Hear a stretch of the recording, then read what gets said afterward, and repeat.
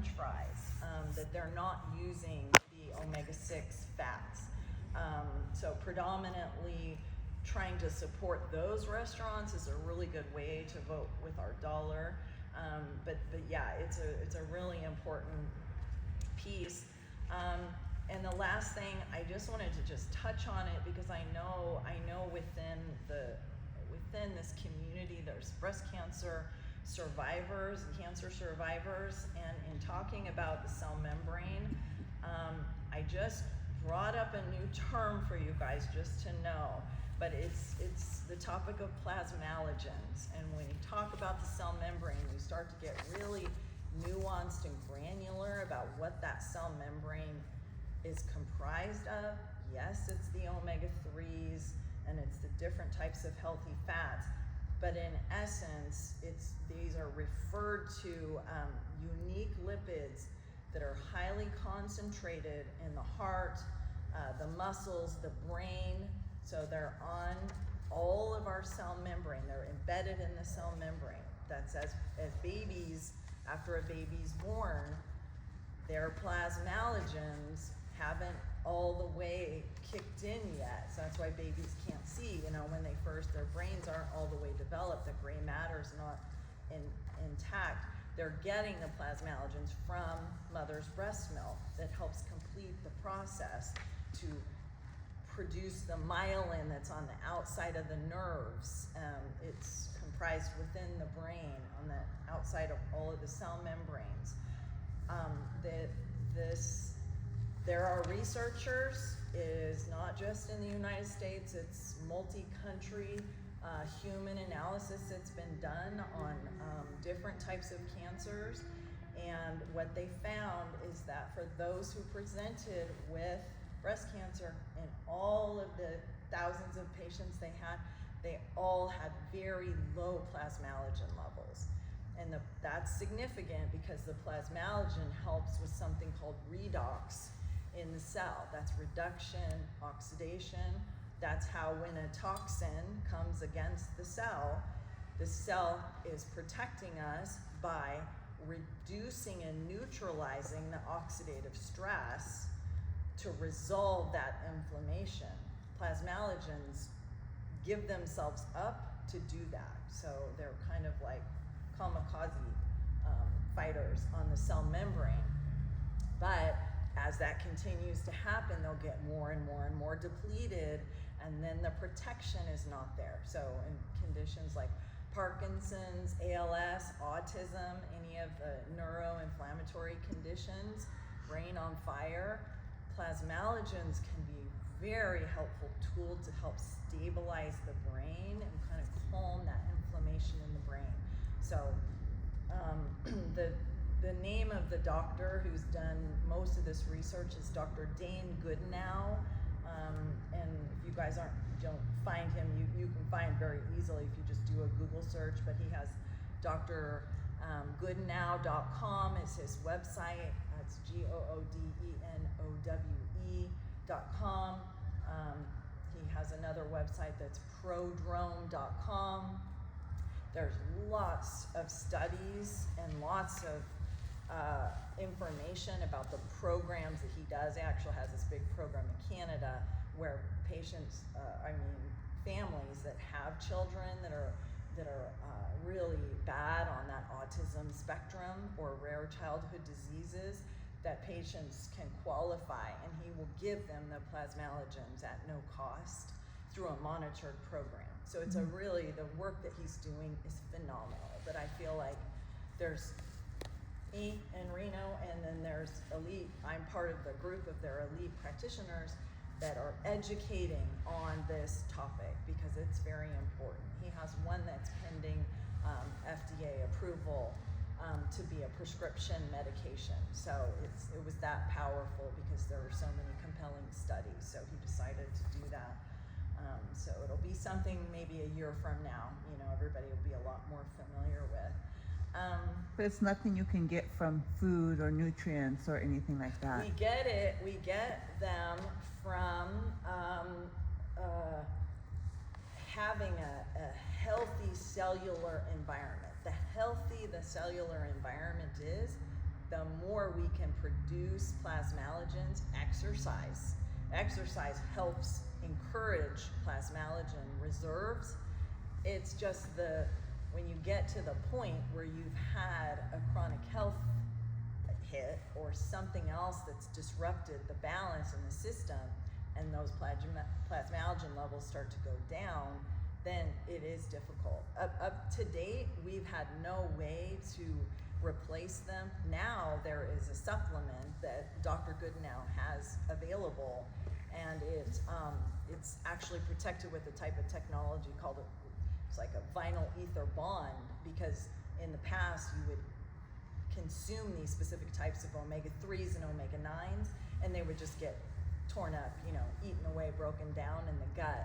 But these actually survive, and they can get into the cell membrane. And they have a test called a prodrome scan test. My results, my blood test, me and one of the doctors I work with, we both are having ours checked. So we're very curious to get our results back. I'll have to keep you guys posted on how my plasmalogen levels look, but they can really dictate your vision. People will have marked improvements in vision and eyesight. There's lots of little nuances that they will help to support. So it's kind of next level. It's kind of, like from that longevity space, it's like, wow, I've done everything else. Now what can I do? I really want to biohack my way into making sure I'm prevented from Alzheimer's, dementia, Parkinson's, and neurological disorders.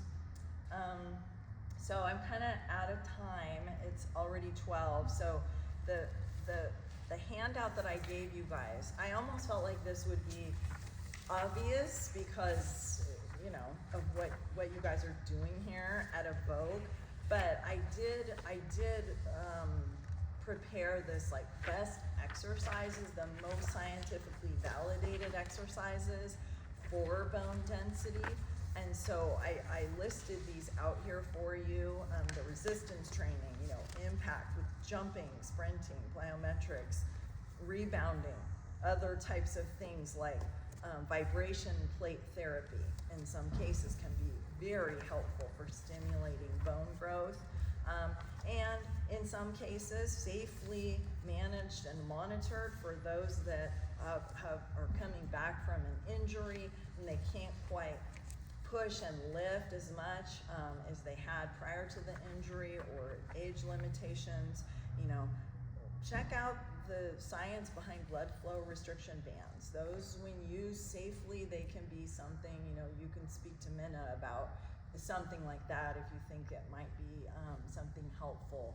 But those are used a lot in like medical rehabilitation. A lot of the bodybuilder guys use them regularly.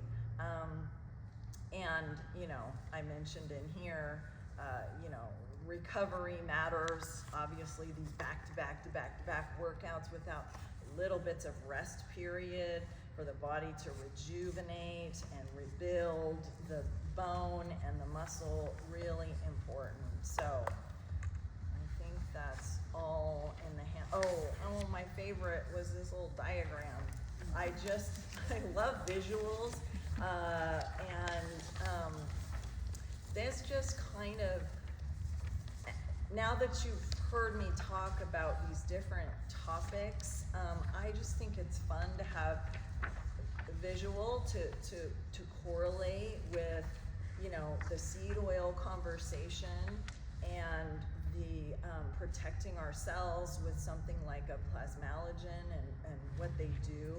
But so hope you enjoy that. I just added that in there. But yeah, there's some good references in here to things that I think you guys will be able to take with you and start to incorporate just small things. The last thing I was gonna say, that if any of you, because it's such a small group, if you would like a personalized recommendation on, okay, what's the best vitamin D for me?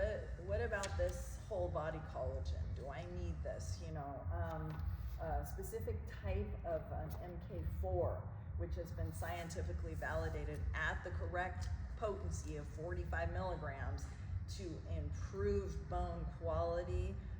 I can give you a personalized recommendation and send you a link so that you can access these specific supplements. But I'm very, when it comes to supplements, you know, in functional medicine, it's like I look at them like a nutraceutical kind of prescription. I think it should be very catered to your unique biology. I look at other medications that you're taking, other supplements that you might be using, and then I help you kind of fine tune, like, what's this perfect recommendation for me? And ideally, you know, you even have some labs. So that's like a little consult you can set up with me, like a 20-minute consult we can just do. And then for a deeper dive, obviously, you guys can find me at my clinic and set up a longer consult where we could do a full functional medicine workup with specific protocol recommendations for you moving forward to optimize. So, okay, I think that's all. Any questions, you guys? Yeah. From Anything, you Michelle? guys?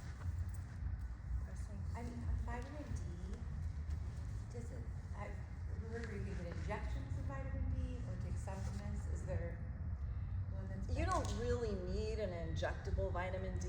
I mean, you know, there's no reason for that. Just like you could get an IV infusion of like vitamin C or glutathione, that would be in a very unique situation.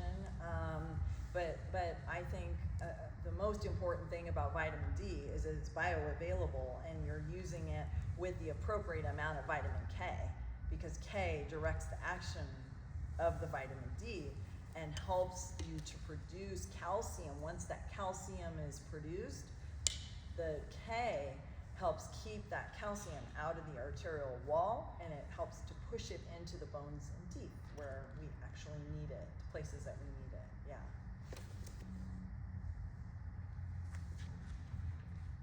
Anything else? What was the optimal cholesterol?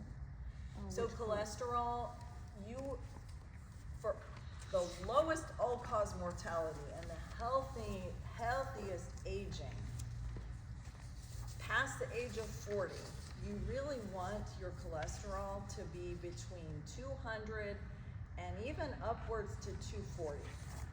If your LDL, okay, this is the nuance, this is the important part. If your LDL, that is the low density lipoprotein, right? That's like the bad protein or the bad cholesterol. It's not bad, it's just a different type. But you want that to be 130 or less. If you start to get way above 130, you go, what is my body telling me? Why am I upregulating my LDL?